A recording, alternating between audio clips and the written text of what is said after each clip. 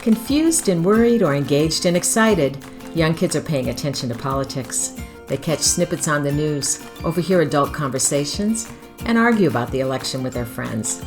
Kids don't miss much, although they are often better observers than interpreters.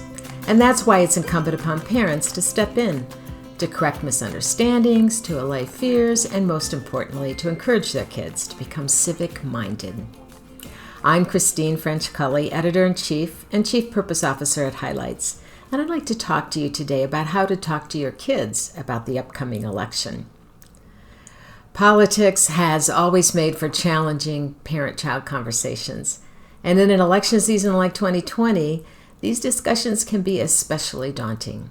Yet, to avoid the subject because it feels so fraught is to miss the opportunity to expose your kids to a few big ideas that go beyond politics, ideas that can help them develop an optimistic worldview, a worldview that includes an understanding of what it means to be a member of a community, that includes a belief in the good intentions of others and in their own ability to make the world a better place. If your child hasn't broached the subject of the election with you, it's time to check in. A good way to open the conversation is with a few simple questions. What have you heard about the election? How do you feel about the candidates? Is anything concerning or confusing to you? Then lean in and listen. Most young kids adopt the political views of their parents, and they tend to think their parents know best.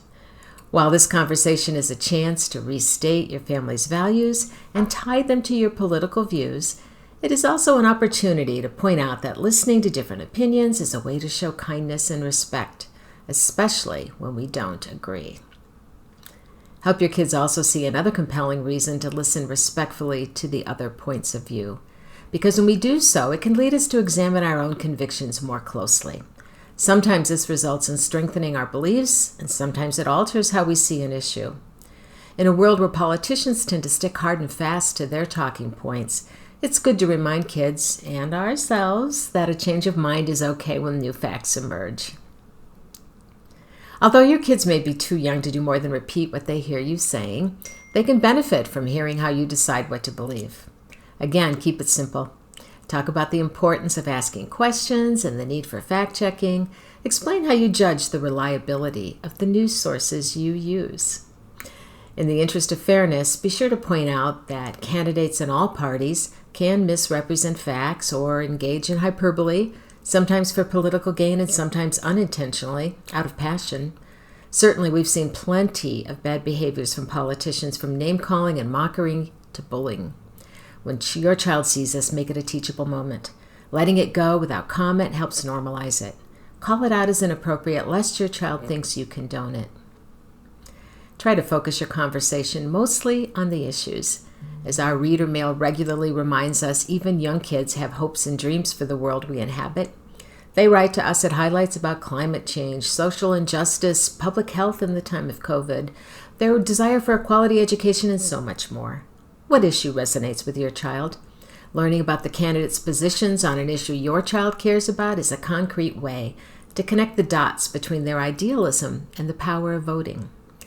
Yes, your child is too young to vote, but your child is not too young to decide to become a voter when it's time.